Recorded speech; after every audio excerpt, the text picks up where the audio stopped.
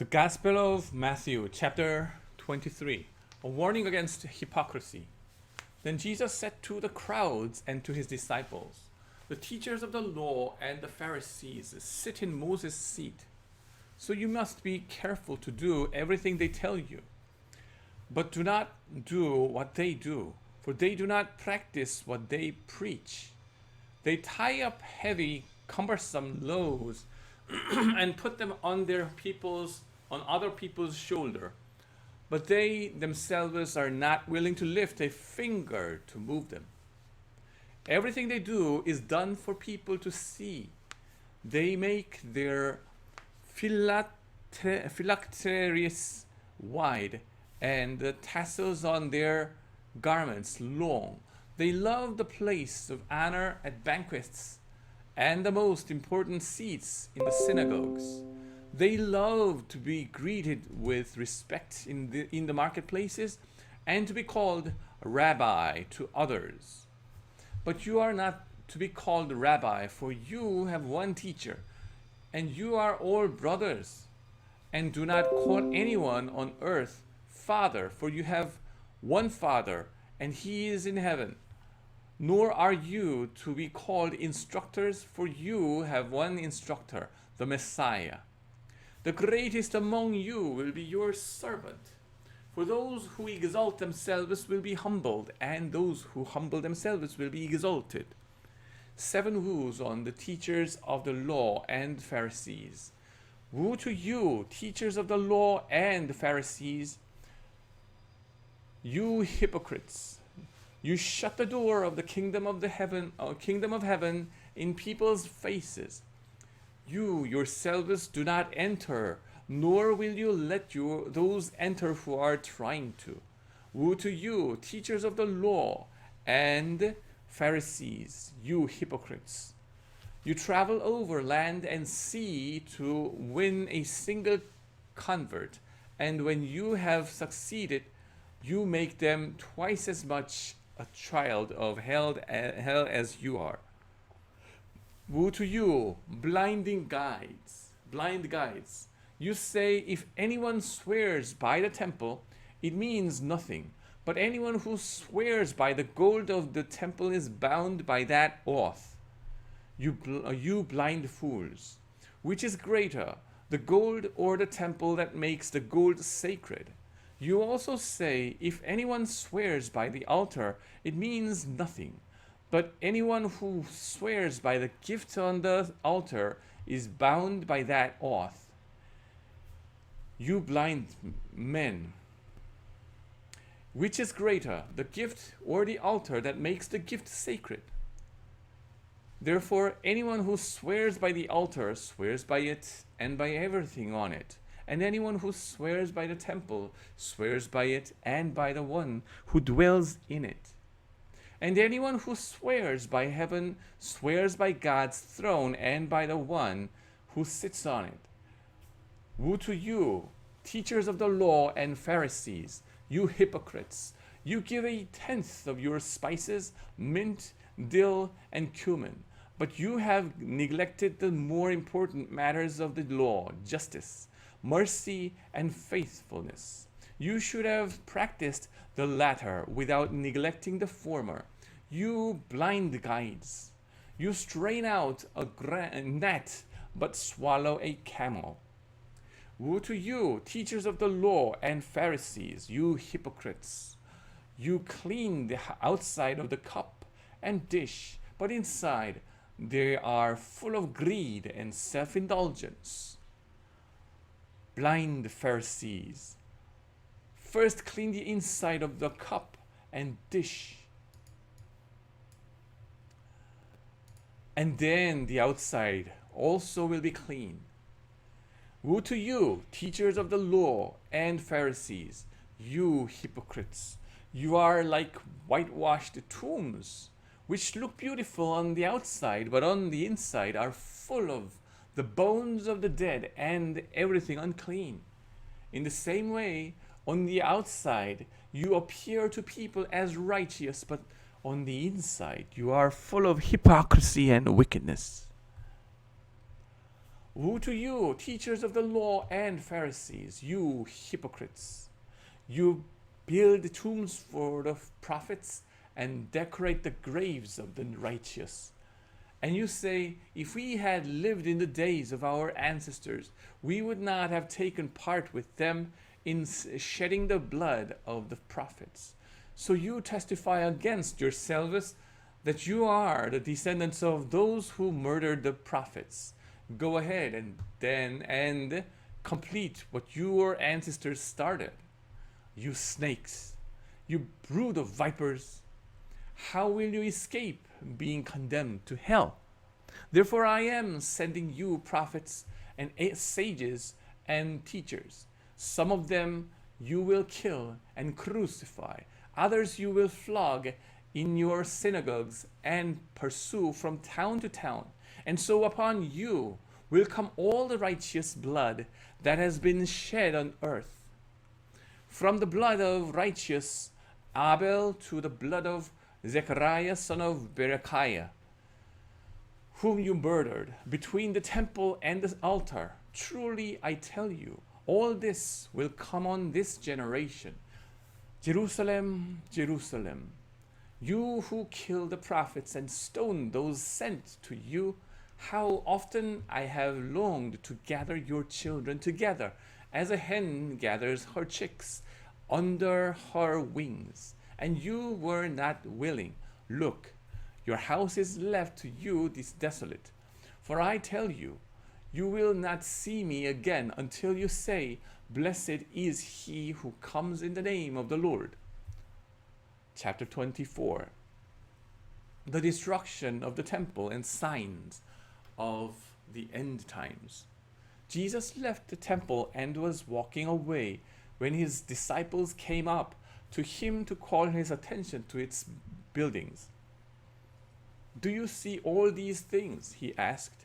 Truly, I tell you, not one stone here will be left on another. Everyone will be thrown down. As Jesus was sitting on the Mount of Olives, the disciples came to him privately. Tell us, they said, when will this happen? And what will be the sign of your coming and of the end of the age?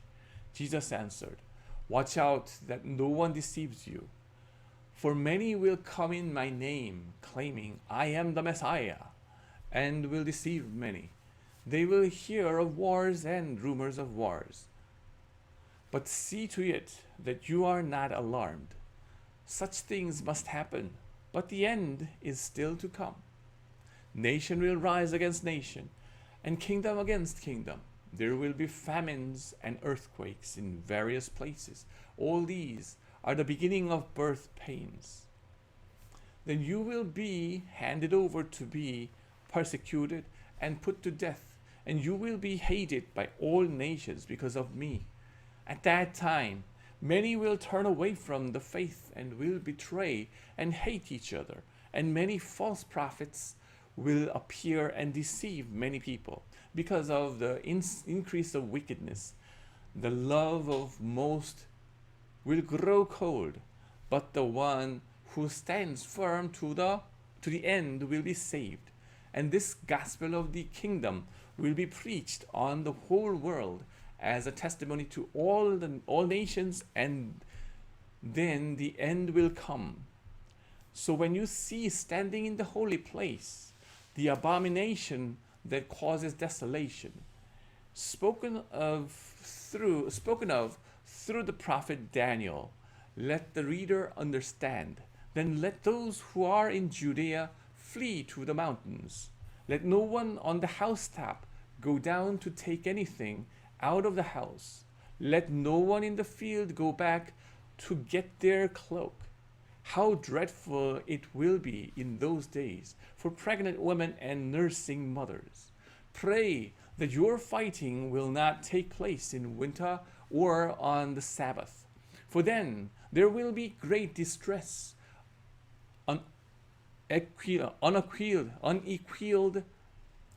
unequaled from the beginning of the world until now, and never to be equaled again.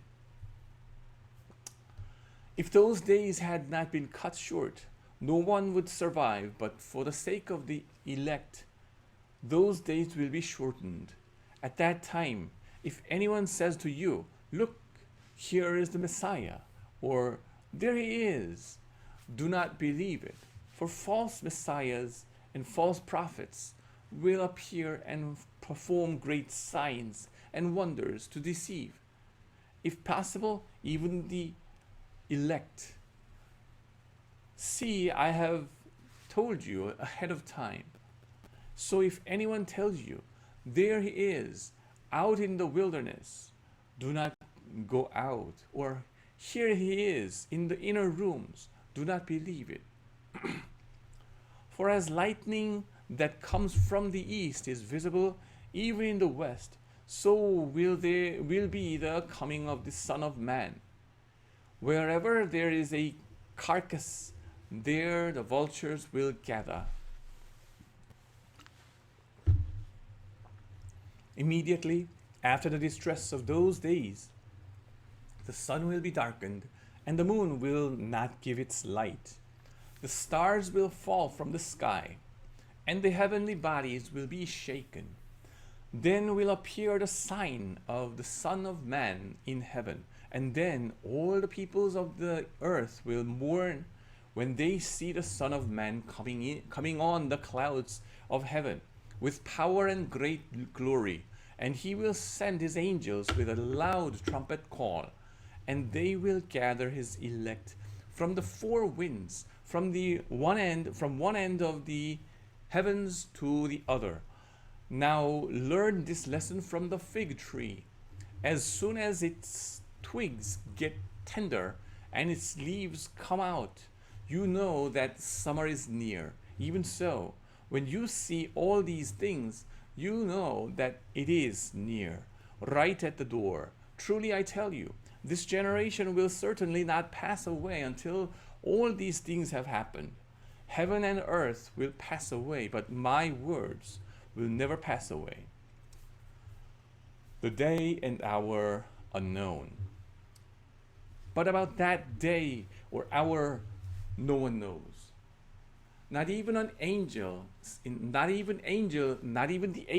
the heaven, not even the angels in heaven, nor the Son, but only the Father. As it was in the days of Noah, so it will be at the coming of the Son of Man.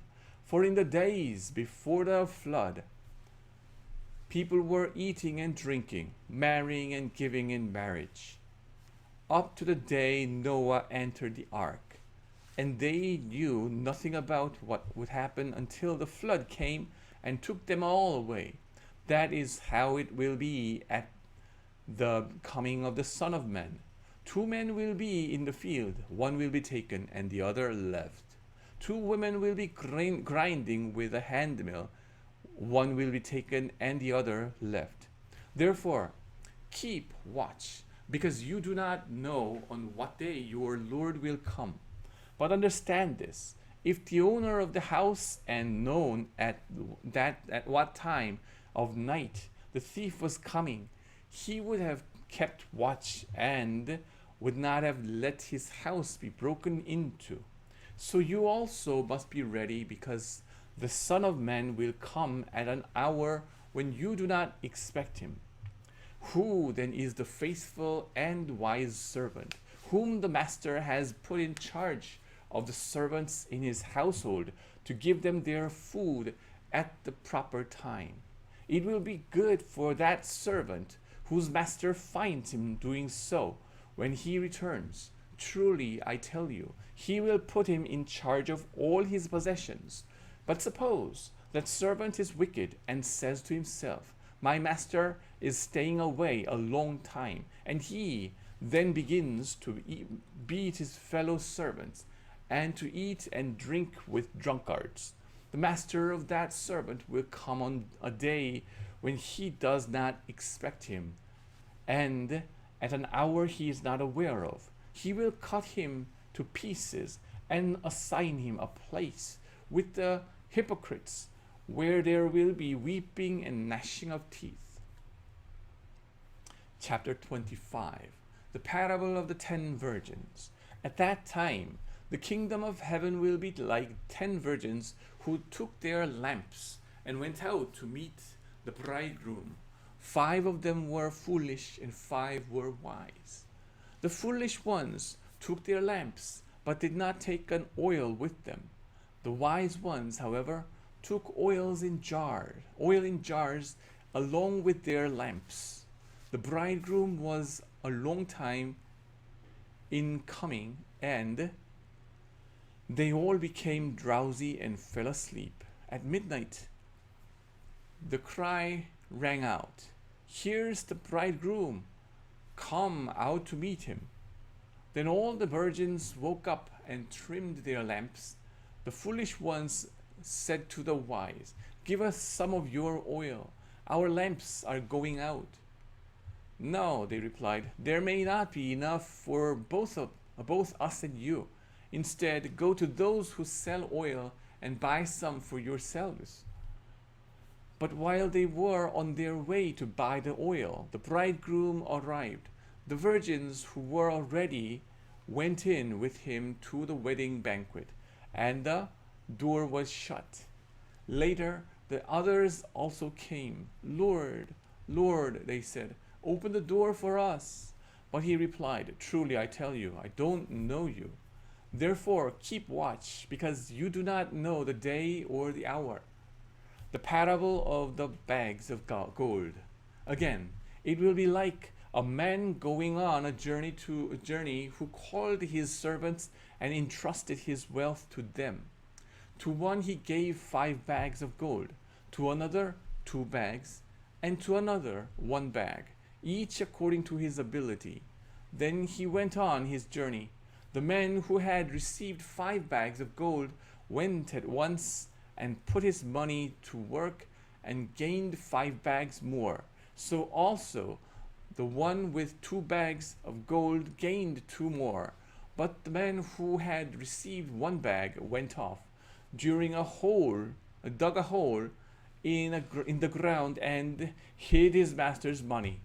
After a long time, the master of those servants returned and settled accounts with them. The man who had received 5 bags of gold brought the other 5. "Master," he said, "you entrusted me with 5 bags of gold. Here, see, I have gained 5 more." His master replied, "Well done, good and faithful servant. You have been faithful with a few things. I will put you in charge of many things. Come and share your master's happiness." The man with 2 bags of gold also came. "Master," he said, "you entrusted me with 2 bags of gold. See, I have gained 2 more." His master replied, "Well done, good and faithful servant. You have been faithful with a few things. I will put you in charge of many things. Come and share your master's happiness." Then the man who had received 1 bag of gold came. "Master," he said, "I knew that you are a hard man, harvesting where you have not sown and gathering where you have not scattered seed. So I was afraid and went out and hid your gold in the ground. See, here is what belongs to you." His master replied, "You wicked, lazy servant. So you knew that I harvest where I have not sown and gather where I have not scattered seed. Well then, you should have put my money on deposit with the bankers, so that when I returned, I would have received it back with interest. So take the bag of gold from him and give it to the one who has 10 bags. For whoever has will be given more, and they will have an abundance. Whoever does not have, even what they have, will be taken from them. And throw that worthless servant outside into the darkness, where there will be weeping and gnashing of teeth." The sheep and the goat. When the Son of Man came in his glory, and all the angels with him, he will sit on his glorious throne. All the nations will be gathered before him, and he will separate the people one from another, as a shepherd separates the sheep from the goats. He will put the sheep on his right and the goats on his left. Then the king will say to those on his right, "Come, you who are blessed by my Father, take your inheritance, the kingdom prepared for you since the creation of the world. For I was hungry, and you gave me something to eat. I was thirsty, and you gave me something to drink. I was a stranger, and you invited me in. I needed clothes, and you clothed me. I was sick, and you looked after me. I was in prison, and you came to visit me." Then the righteous will answer him, "Lord, when did we see you hungry and feed you, or thirsty and give you something to drink? When did we see you a stranger and invite you in, or needing clothes and clothe you? When did we see you sick or in prison and go to visit you?" The king will reply, "Truly I tell you, whatever you did for one of the least of these brothers and sisters of mine, you did for me." Then he will say to those on his left, "Depart from me, you who are cursed, into the eternal fire prepared for the devil and his angels. For I was hungry, and you gave me nothing to eat. I was thirsty, and you gave me nothing to drink. I was a stranger, and you did not invite me in. I needed clothes, and you did not clothe me. I was sick in prison, and you did not look after me." They also will answer, "Lord, when did we see you hungry or thirsty or stranger or needing clothes or sick or in prison and did not help you?" He will reply, "Truly I tell you, whatever you did not do for the one of the least of these, you did not do for me." Then they will go away eternal punishment, but the righteous will to eternal life. Amen.